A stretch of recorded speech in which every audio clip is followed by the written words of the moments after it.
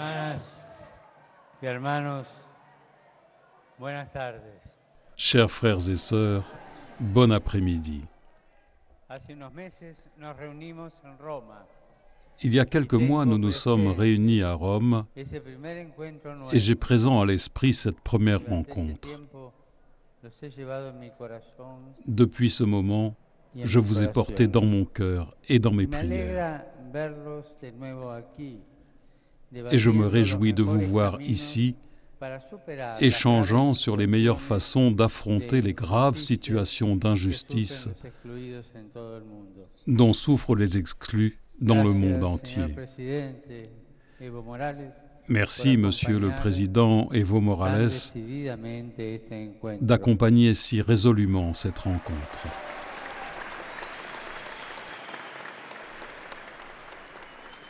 La dernière fois, à Rome, j'ai senti quelque chose de très beau. La fraternité, l'entraide, l'engagement, la soif de justice. Aujourd'hui, à Santa Cruz de la Sierra, je ressens de nouveau la même chose. Merci pour cela.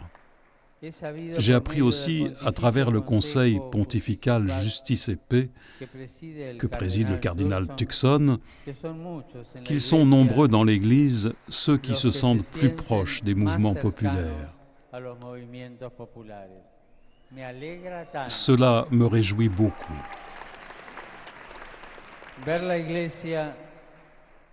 Voir l'Église, les portes à vous tous. L'Église qui s'implique, accompagne et arrive à systématiser dans chaque diocèse, dans chaque commission de justice et paix, une collaboration réelle, permanente et engagée avec les mouvements populaires. Je vous invite tous, évêques, prêtres et laïcs, ensemble avec les organisations sociales des périphéries urbaines et rurales, à approfondir cette rencontre.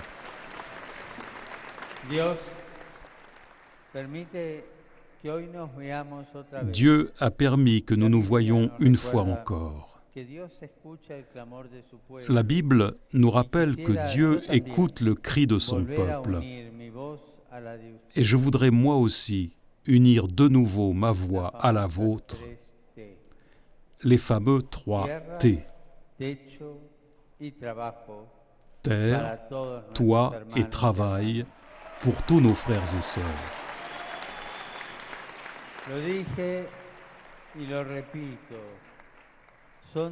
Je l'ai dit et je le répète, ce sont des droits sacrés. Cela vaut la peine de lutter pour ces droits. Que le cri des exclus soit entendu en Amérique latine et par toute la terre.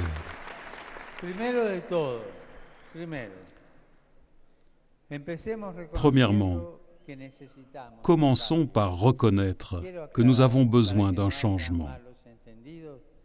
Je veux clarifier, pour qu'il n'y ait pas de malentendu, que je parle des problèmes communs de tous les latino-américains et aussi de toute l'humanité en général.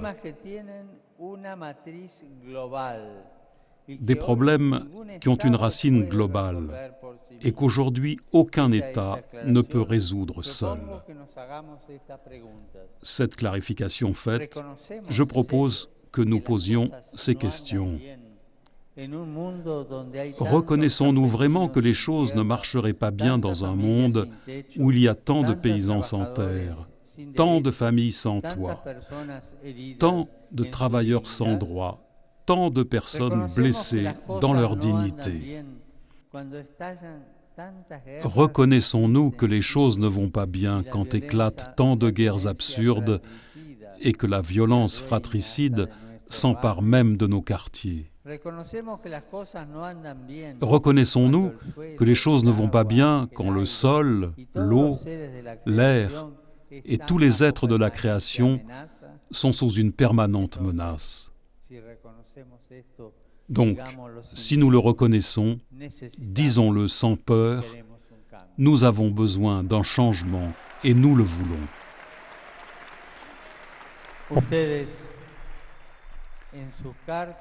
Vous m'avez rapporté, par vos lettres et au cours de nos rencontres, les multiples exclusions et les injustices dont vous souffrez dans chaque activité de travail, dans chaque quartier, dans chaque territoire. Elles sont nombreuses et si diverses, comme nombreuses et diverses sont les manières de les affronter. Il y a toutefois un fil invisible qui unit chacune des exclusions. Elles ne sont pas isolées. Elles sont reliées par un fil invisible. Pouvons-nous le reconnaître? Car il ne s'agit pas de questions isolées. Je me demande si nous sommes capables de reconnaître que ces réalités destructrices répondent à un système qui est devenu global. Reconnaissons-nous que ce système a imposé la logique du gain à n'importe quel prix, sans penser à l'exclusion sociale ou à la destruction de la nature? S'il en est ainsi, j'insiste, disons-le sans peur. Nous voulons un changement réel, un changement de structure. On ne peut plus supporter ce système. Les paysans ne le supportent pas. Les travailleurs ne le supportent pas. Les communautés ne le supportent pas. Les peuples ne le supportent pas. Et la terre non plus ne le supporte pas, la sœur mère terre, comme disait saint François.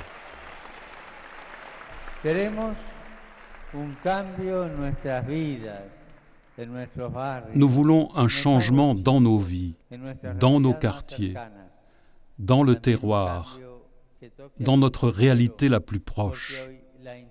Également un changement qui touche le monde entier, parce qu'aujourd'hui, l'interdépendance planétaire requiert des réponses globales aux problèmes locaux. La globalisation de l'espérance, qui naît des peuples et s'accroît parmi les pauvres, doit remplacer la globalisation de l'exclusion et de l'indifférence.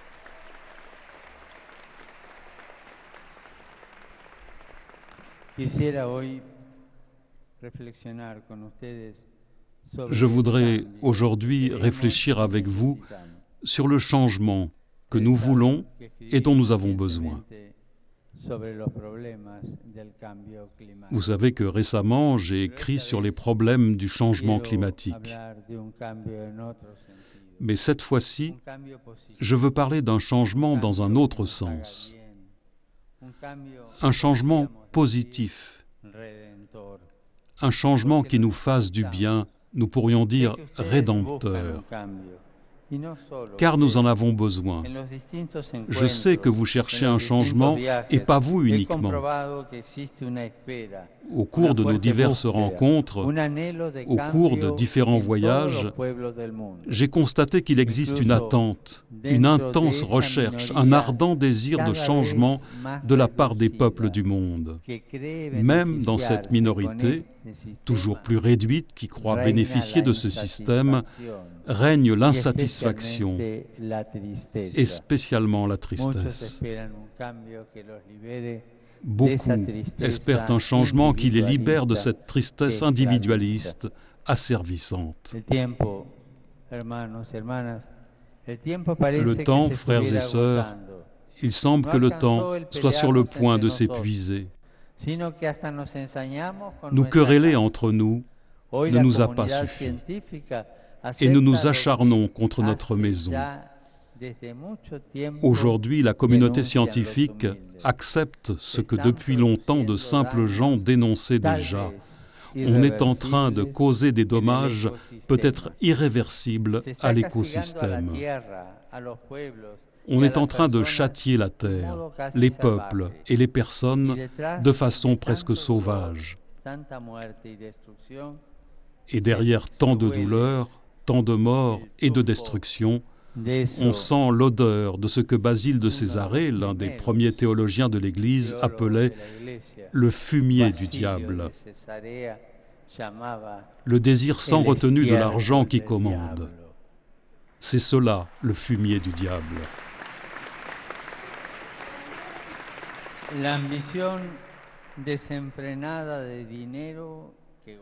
Le service du bien commun est relégué à l'arrière-plan. Quand le capital est érigé en idole et commande toutes les options des êtres humains, quand l'avidité pour l'argent oriente tout le système socio-économique, cela ruine la société, condamne l'homme, le transforme en esclave, détruit la fraternité entre les hommes, oppose les peuples les uns aux autres et, comme nous le voyons, met même en danger notre maison commune, la sœur et mère Terre. Je ne veux pas m'étendre en décrivant les effets pernicieux de cette dictature subtile. Vous les connaissez. Il ne suffit pas non plus de signaler les causes structurelles du drame social et environnemental contemporain. Nous souffrons d'un certain excès de diagnostic qui nous conduit parfois à un pessimisme charlatanesque ou à nous complaire dans le négatif. En considérant la chronique noire de chaque jour, nous croyons qu'il n'y a rien à faire sauf prendre soin de soi-même, ainsi que du petit cercle de la famille et de ceux qui nous sont chers.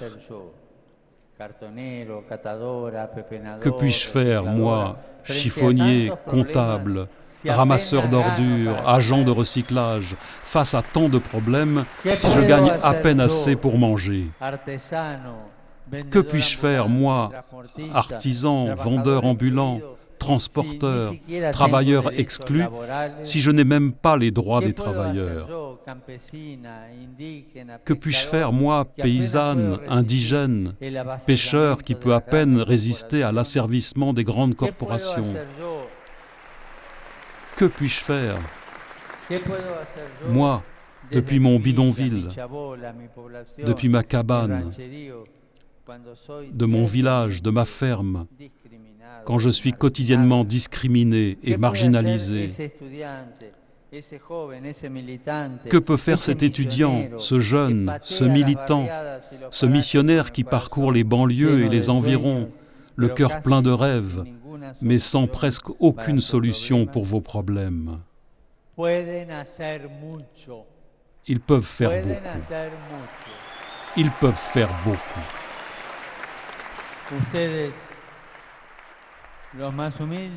Vous, les plus humbles, les exploités, les pauvres, les exclus, vous pouvez et faites beaucoup. J'ose vous dire que l'avenir de l'humanité est, dans une grande mesure, entre vos mains, dans votre capacité de vous organiser et de promouvoir des alternatives créatives dans la recherche quotidienne des 3 T.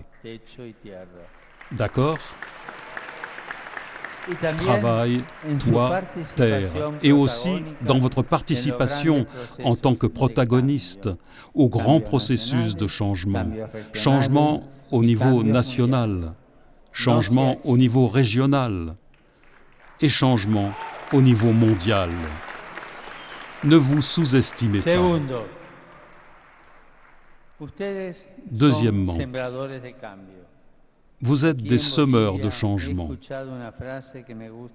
Ici, en Bolivie, j'ai entendu une phrase qui me plaît beaucoup. Processus de changement. Le changement conçu non pas comme quelque chose qui un jour se réalisera parce qu'on a imposé telle ou telle option politique ou parce que telle ou telle structure sociale a été instaurée. Nous avons appris douloureusement qu'un changement de structure qui n'est pas accompagné d'une conversion sincère des attitudes et du cœur finit tôt ou tard par se bureaucratiser, par se corrompre et par succomber. Il faut changer le cœur.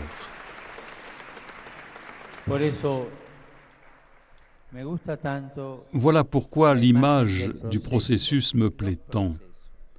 Processus où la passion de semer, d'arroser sereinement ce que d'autres verront fleurir, remplace l'obsession d'occuper tous les espaces de pouvoir disponibles et de voir des résultats immédiats. L'option est de créer des processus et d'occuper des espaces. Chacun de nous n'est qu'une part d'un tout complexe et divers, interagissant dans le temps. Les peuples qui luttent pour une signification, pour un destin, pour vivre avec dignité, pour vivre bien, vivre dignement, c'est dans ce sens.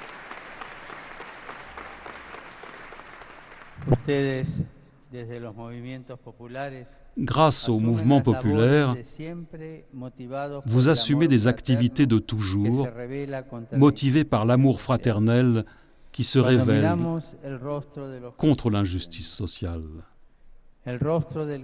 Quand nous regardons le visage de ceux qui souffrent, le visage du paysan menacé, du travailleur exclu, de l'indigène opprimé, de la famille sans toit, du migrant persécuté, du jeune en chômage, de l'enfant exploité, de la mère qui a perdu son fils dans une fusillade parce que le quartier a été accaparé par le trafic de stupéfiants, du père qui a perdu sa fille parce qu'elle a été soumise à l'esclavage. Quand nous nous rappelons ces visages et ces noms, nous sommes profondément bouleversés face à tant de douleurs. Et nous sommes émus. Nous sommes tous émus.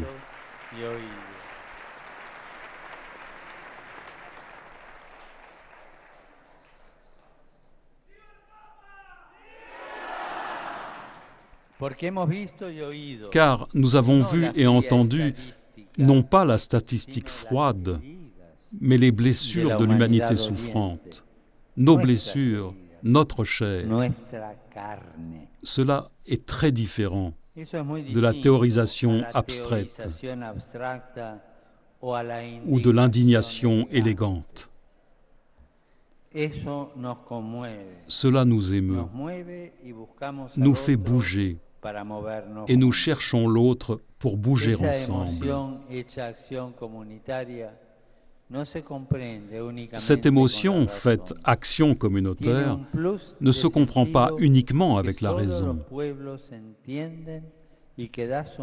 Elle a un supplément de sens que seuls comprennent les peuples et qui donne au vrai mouvement populaire leur mystique particulière. Vous vivez chaque jour trempé au cœur de la tempête humaine. Vous m'avez parlé de vos causes, vous m'avez fait part de vos luttes, déjà à Buenos Aires, et je vous en remercie.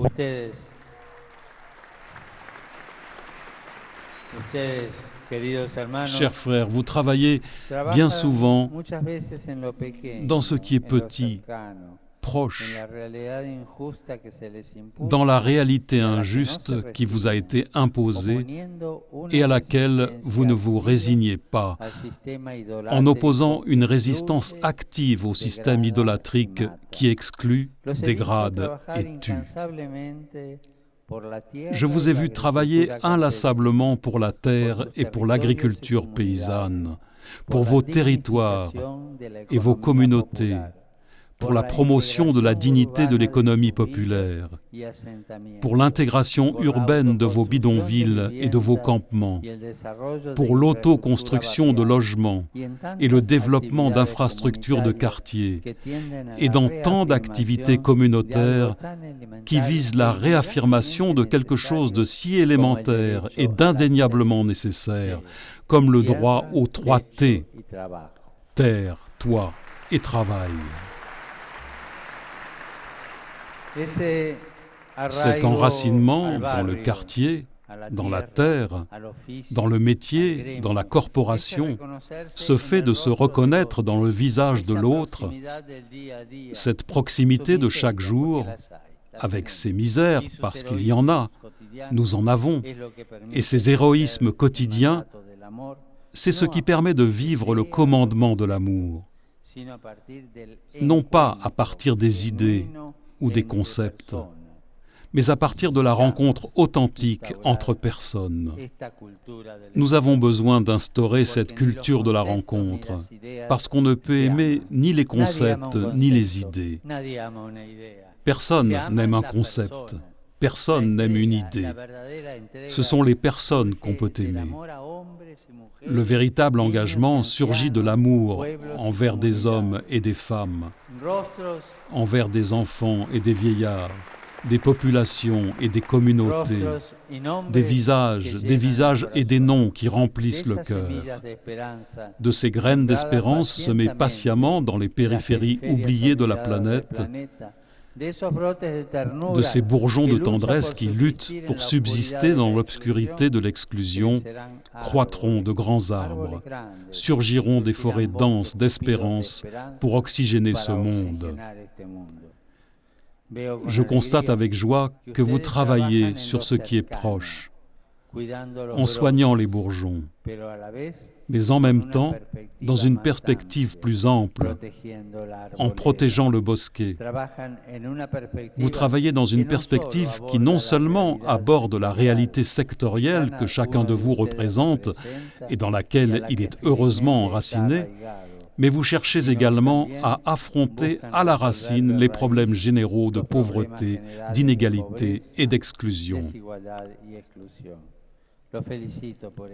Je vous en félicite.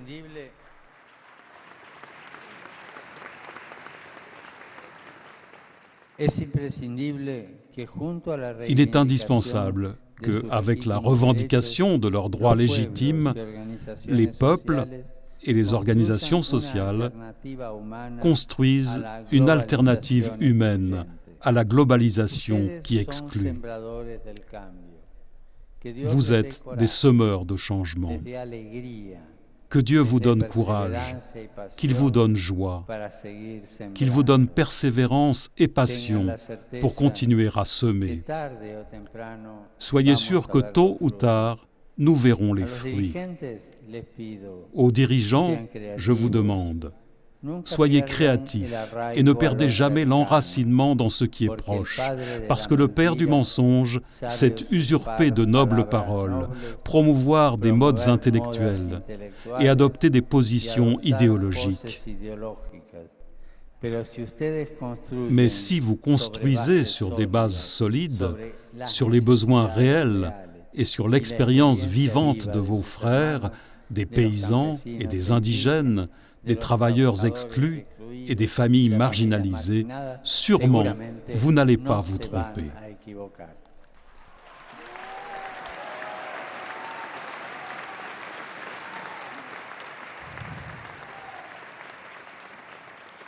L'Église ne peut ni ne doit être étrangère à ce processus dans l'annonce de l'Évangile. De nombreux prêtres et agents pastoraux accomplissent une énorme tâche en accompagnant et en promouvant les exclus du monde entier, avec des coopératives, en impulsant des initiatives, en construisant des logements, en travaillant avec abnégation dans les domaines de la santé, du sport et de l'éducation. Je suis convaincu que la collaboration respectueuse avec les mouvements populaires peut renforcer ces efforts et fortifier les processus de changement. Et ayons toujours présent au cœur la Vierge Marie, une humble fille d'un petit village perdu dans la périphérie d'un grand empire, une mère sans toit, qui a su transformer une caverne d'animaux en la maison de Jésus, avec quelques langes et une montagne de tendresse. Marie est signe d'espérance pour les peuples qui souffrent les douleurs de l'enfantement jusqu'à ce que germe la justice. Je prie la Vierge du Carmel, patronne de la Bolivie, afin qu'elle permette que notre rencontre soit ferment de changement.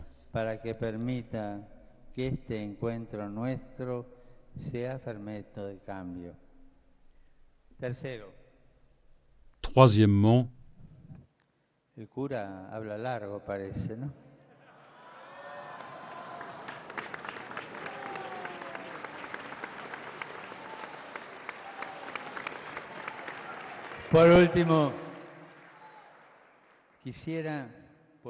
je voudrais enfin que nous pensions ensemble à quelques tâches importantes pour ce moment historique. Parce que nous voulons un changement positif pour le bien de tous nos frères et sœurs. Cela, nous le savons. Nous voulons un changement qui s'enrichisse grâce au travail concerté des gouvernements, des mouvements populaires et des autres forces sociales. Cela, nous le savons aussi. Mais il n'est pas si facile de définir le contenu du changement. Le programme social, pourrait-on dire, qui reflète ce projet de fraternité et de justice que nous attendons, il n'est pas facile de le définir. Dans ce sens, n'attendez pas de ce pape une recette. Ni le pape, ni l'Église n'ont le monopole de l'interprétation de la réalité sociale,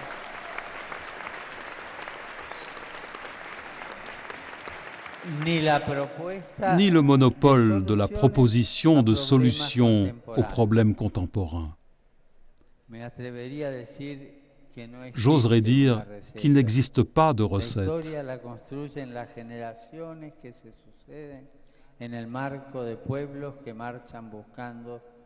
L'histoire, ce sont les générations successives des peuples en marche à la recherche de leur propre chemin et dans le respect des valeurs que Dieu a mises dans le cœur qui la construisent. Je voudrais cependant proposer 3 grandes tâches qui requièrent l'apport décisif de l'ensemble des mouvements populaires. La première tâche est de mettre l'économie au service des peuples.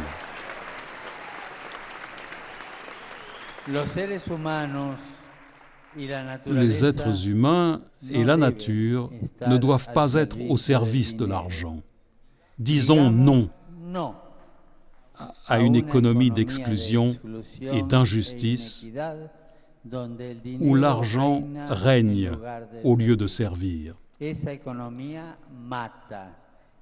Cette économie tue, cette économie exclut, cette économie détruit la mère terre.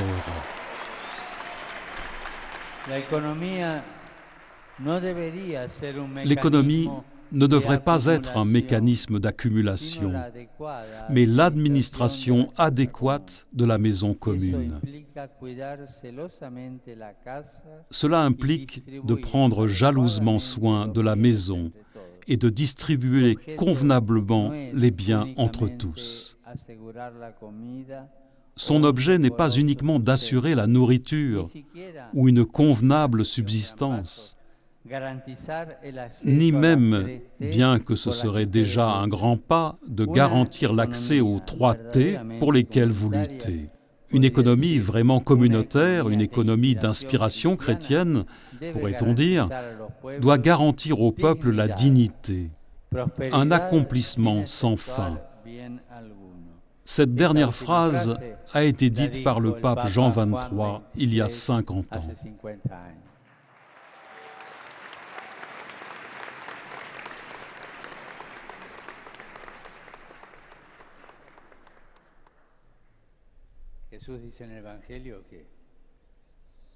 Jésus dit dans l'Évangile que celui qui donne spontanément un verre d'eau à qui a soif en recevra la récompense dans le royaume des cieux. Cela implique les 3 T.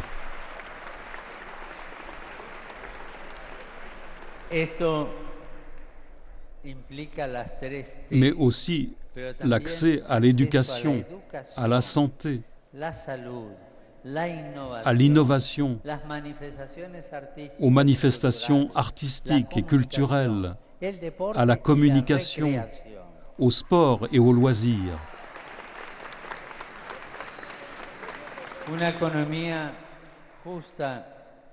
Une économie juste doit créer les conditions pour que chaque personne puisse jouir d'une enfance sans privation, développer ses talents durant la jeunesse, travailler de plein droit pendant les années d'activité et accéder à une retraite digne dans les vieux jours. C'est une économie où l'être humain, en harmonie avec la nature, structure tout le système de production et de distribution pour que les capacités et les nécessités de chacun trouvent une place appropriée dans l'être social. Vous, et aussi d'autres peuples, vous résumez ce désir ardent d'une manière simple et belle, vivre bien, qui n'est pas la même chose que prendre du bon temps.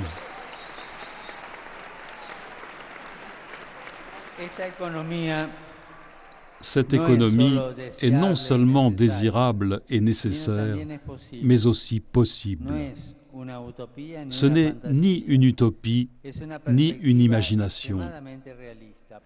C'est une perspective extrêmement réaliste. Nous pouvons l'atteindre. Les ressources disponibles dans le monde, fruits du travail intergénérationnel des peuples, et les dons de la création, sont plus que suffisants pour le développement intégral de tout homme et de tout l'homme. Le problème, en revanche, est autre. Un système existe avec d'autres objectifs. Un système qui, outre le fait qu'il accélère de façon irresponsable les rythmes de la production, outre le fait qu'il met en œuvre des méthodes dans l'industrie et dans l'agriculture, méthodes préjudiciables à la mère terre au nom de la productivité, continue de nier à des milliers de millions de frères les droits économiques, sociaux et culturels les plus élémentaires. Ce système porte atteinte au projet de Jésus, à la bonne nouvelle que Jésus a apportée.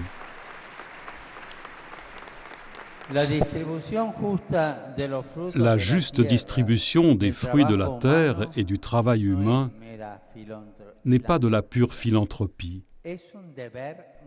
C'est un devoir moral. Pour les chrétiens, la charge est encore plus lourde. C'est un commandement. Il s'agit de rendre aux pauvres et aux peuples ce qui leur appartient.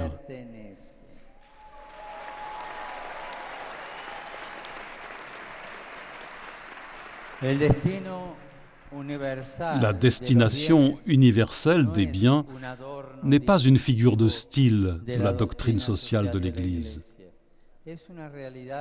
C'est une réalité antérieure à la propriété privée. La propriété, surtout quand elle affecte les ressources naturelles, doit toujours être en fonction des nécessités des peuples. Et les nécessités ne se limitent pas à la consommation. Il ne suffit pas de laisser tomber quelques gouttes quand les pauvres agitent cette coupe qui ne se renverse jamais d'elle-même. Les plans d'assistance qui s'occupent de certaines urgences devraient être pensés seulement comme des réponses passagères, conjoncturelles. Ils ne pourront jamais substituer la vraie inclusion, celle qui donne le travail digne, libre, créatif, participatif et solidaire.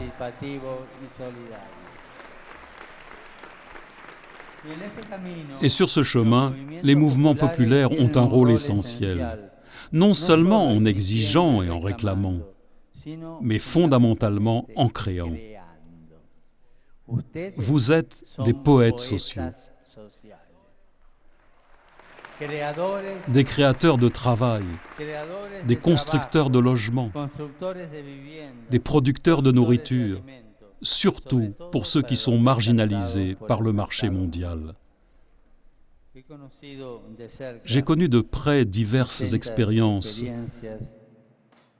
où les travailleurs, unis dans des coopératives et dans d'autres formes d'organisation communautaire, ont réussi à créer du travail là où il y avait seulement des restes de l'économie idolâtre. J'ai vu certains qui sont présents ici.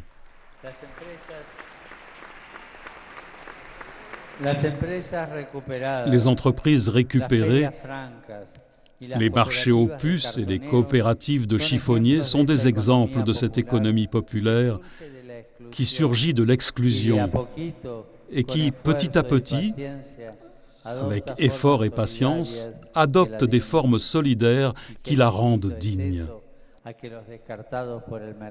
Et que c'est différent de l'exploitation des marginalisés du marché formel réduits en esclavage.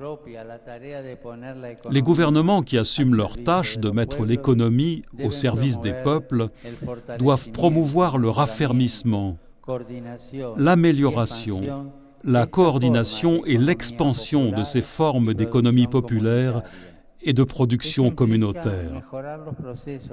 Cela implique d'améliorer les processus de travail, de pourvoir une infrastructure adéquate et de garantir tous les droits aux travailleurs de ce secteur alternatif.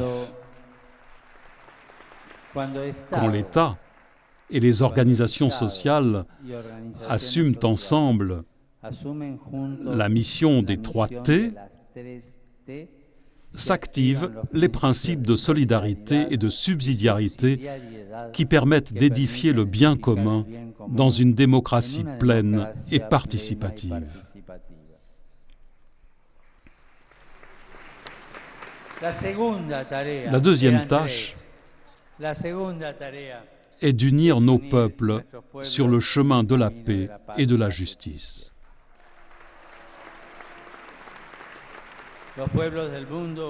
Les peuples du monde veulent être artisans de leur propre destin. Ils veulent conduire dans la paix leur marche vers la justice. Ils ne veulent pas de tutelle, ni d'ingérence, où le plus fort subordonne le plus faible. Ils veulent que leur culture, leur langue, leurs processus sociaux et leurs traditions religieuses soient respectés.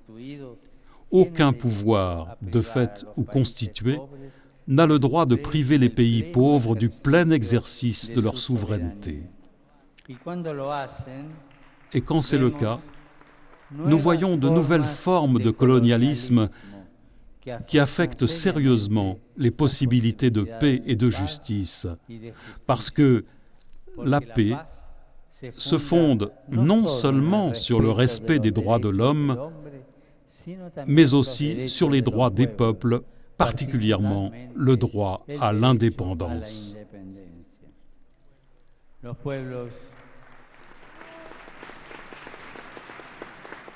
Les peuples de l'Amérique latine ont accouché de leur indépendance politique dans la douleur et, depuis lors, ils ont passé 2 siècles d'une histoire dramatique et pleine de contradictions à essayer de conquérir une pleine indépendance.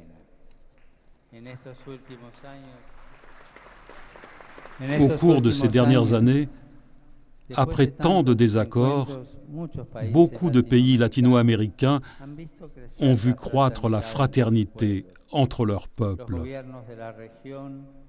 Les gouvernements de la région ont uni leurs efforts pour faire respecter leur souveraineté, celle de chaque pays et celle de l'ensemble de la région qu'ils appellent si admirablement, comme nos pères d'autrefois, la grande patrie.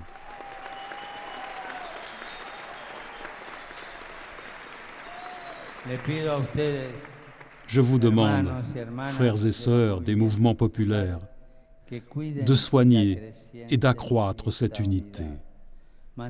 Maintenir l'unité face à toute tentative de division est nécessaire pour que la région croisse dans la paix et la justice.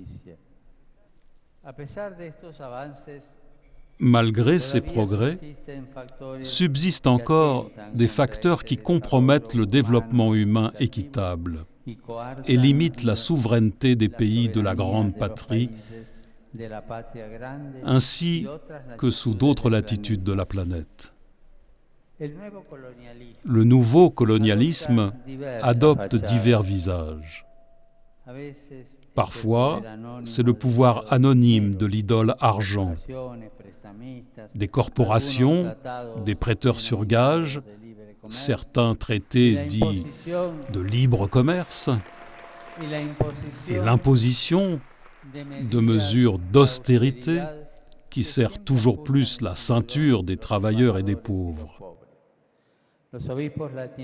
Nous, les évêques latino-américains, nous le dénonçons avec une clarté totale dans le document d'Aparecida quand il y est affirmé que les institutions financières et les entreprises transnationales se fortifient au point de subordonner les économies locales, surtout en affaiblissant les États qui apparaissent de plus en plus incapables de conduire des projets de développement au service de leur population.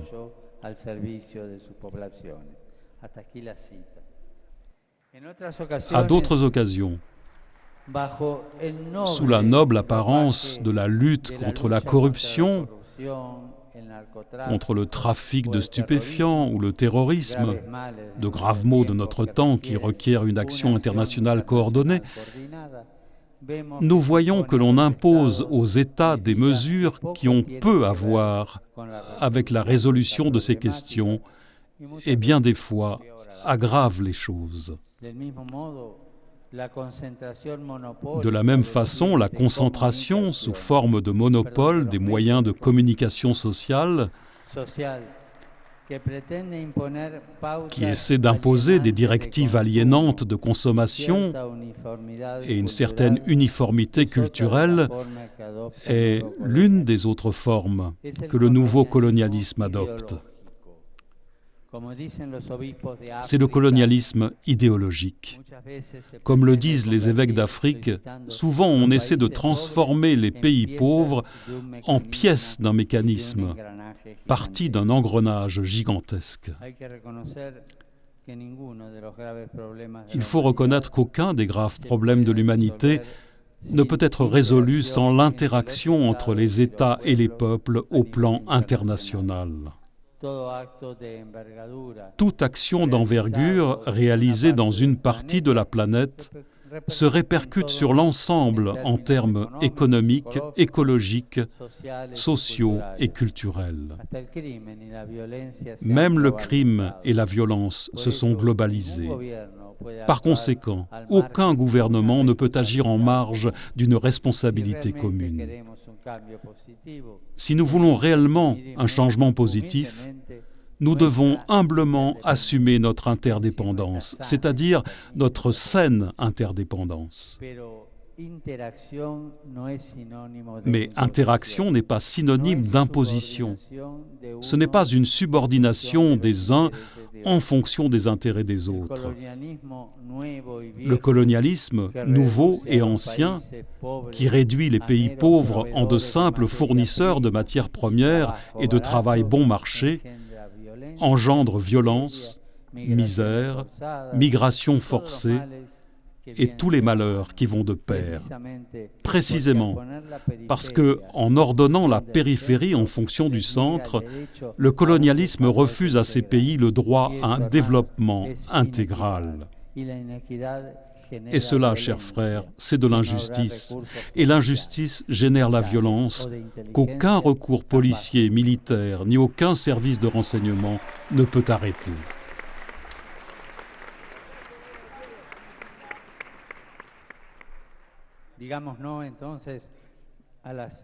Donc, disons non aux vieilles et nouvelles formes de colonialisme. Disons oui à la rencontre entre les peuples et les cultures. Bienheureux les artisans de paix.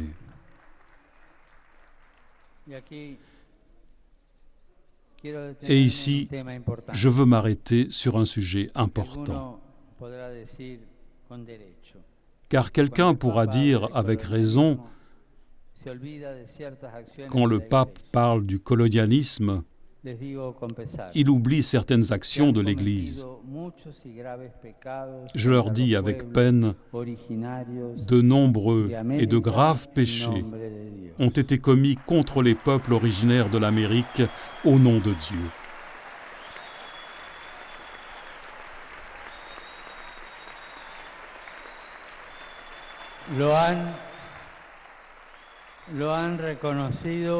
Mes prédécesseurs l'ont reconnu. Le CELAM, le Conseil épiscopal latino-américain, l'a dit et je veux le dire également.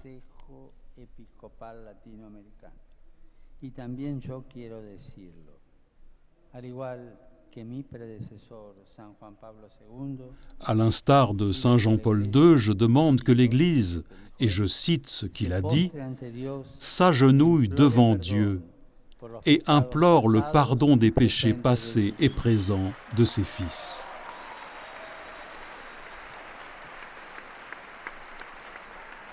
Et je voudrais vous dire, je veux être très clair comme l'a été Saint Jean-Paul II, je demande humblement pardon, non seulement pour les offenses de l'Église même, mais pour les crimes contre les peuples autochtones durant ce que l'on appelle la conquête de l'Amérique.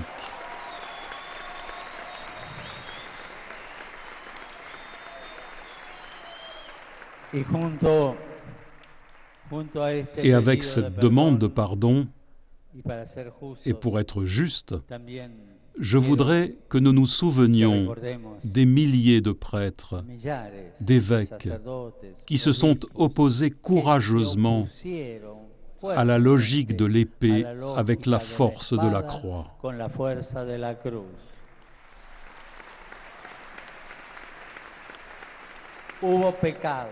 Il y a eu péché et en abondance. Mais nous ne demandons pas pardon. Et c'est pourquoi nous demandons pardon. Et je demande pardon. Mais là aussi, là où il y a eu péché, là où le péché a abondé, la grâce a surabondé à travers ces hommes qui ont défendu la justice des peuples autochtones. Je vous demande aussi, à vous tous, croyants et non-croyants, de vous souvenir de tant d'évêques, prêtres et laïcs qui ont annoncé et annoncent la bonne nouvelle de Jésus avec courage et douceur, respect et dans la paix. J'ai dit évêques, prêtres et laïcs. Je ne voudrais pas oublier les religieuses qui, dans l'anonymat, parcourent nos quartiers pauvres, apportant un message de paix et de bien, et qui, passant en cette vie, ont laissé des œuvres émouvantes de promotion humaine et d'amour, souvent auprès des peuples indigènes ou en accompagnant leurs mouvements populaires, y compris jusqu'au martyre. L'Église, ses fils et ses filles font partie de l'identité des peuples latino-américains. Une identité qu'ici, comme dans d'autres pays, certains pouvoirs s'évertuent à effacer, peut-être parce que notre foi est révolutionnaire.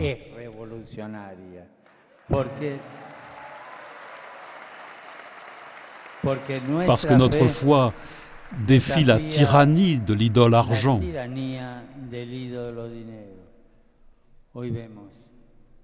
Aujourd'hui, nous voyons avec frayeur comment beaucoup de nos frères au Moyen-Orient et en d'autres endroits du monde sont persécutés, torturés, assassinés pour leur foi en Jésus. Cela, nous devons aussi le dénoncer. En cette troisième guerre mondiale fragmentée que nous vivons, il y a une espèce, je force le sens du mot, de génocide en marche qui doit cesser.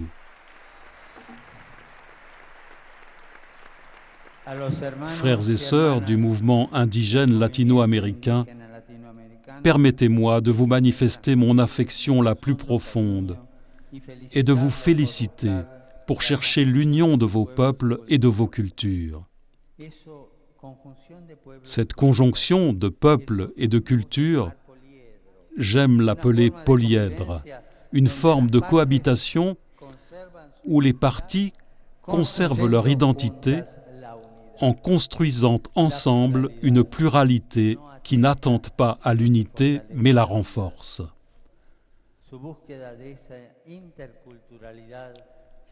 Votre recherche de cette interculturalité qui combine la réaffirmation des droits des peuples autochtones avec le respect de l'intégrité territoriale des États nous enrichit et nous fortifie tous. Et la troisième tâche, peut-être la plus importante que nous devons assumer aujourd'hui, est de défendre la Mère Terre.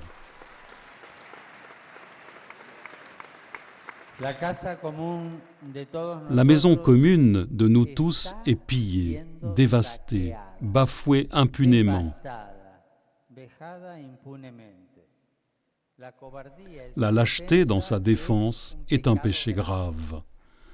Nous voyons avec une déception croissante comment les sommets internationaux se succèdent les uns après les autres sans aucun résultat important. Il y a un impératif éthique clair, défini et urgent d'agir qui n'est pas accompli. On ne peut pas permettre que certains intérêts qui sont globaux mais non universels s'imposent, soumettent les États ainsi que les organisations internationales et continuent de détruire la création.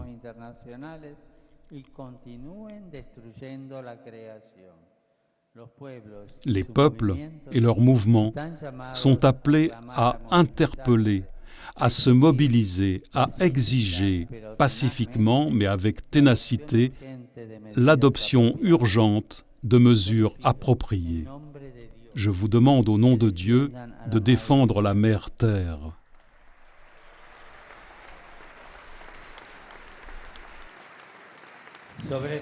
Sur ce thème, je me suis dûment exprimé dans l'encyclique Laudato Si, dont je crois qu'elle vous sera remise à la fin. Tengo escrito 2 páginas y media en letra chica, pero leyendo la encíclica basta. Lo que digo ahí era un pequeño resumen. Así que ahora puedo decir una palabra importante. Pour finir, je voudrais vous dire de nouveau, l'avenir de l'humanité n'est pas uniquement entre les mains des grands dirigeants, des grandes puissances et des élites.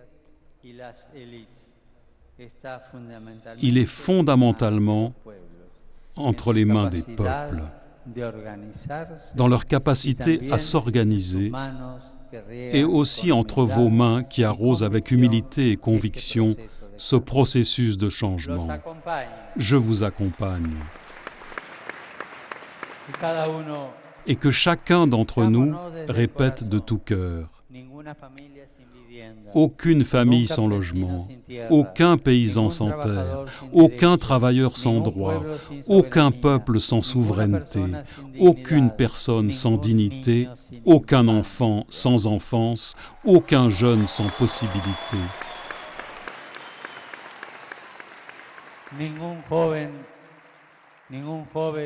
Aucun vieillard sans une vieillesse vénérable.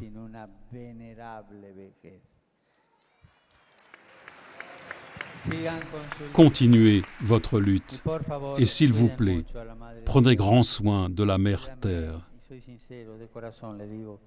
Croyez-moi, et je suis sincère, je vous le dis du plus profond de mon cœur, je prie pour vous, je prie avec vous et je veux demander à Dieu notre Père de vous accompagner et de vous bénir, de vous combler de son amour et de vous défendre sur le chemin en vous donnant abondamment cette force qui nous maintient sur pied.